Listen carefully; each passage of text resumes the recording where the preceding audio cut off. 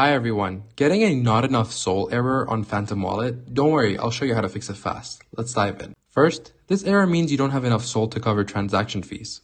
On Solana, fees are usually very tiny, less than 0.01 SOL, but you still need some on your wallet. Check your balance, open Phantom, click your wallet address at the top and see how much SOL you have. If it's below 0.01, you'll definitely need more. To get SOL, go to an exchange like Coinbase or Binance, buy a small amount of SOL, maybe 0.05 SOL is a good start. Then send it to your Phantom address. To find it, click receive in Phantom and copy the address. Wait for the transfer, it usually takes a few minutes.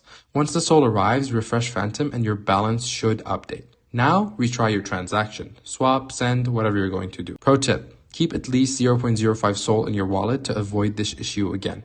Fees vary, but this covers most transactions and account rent.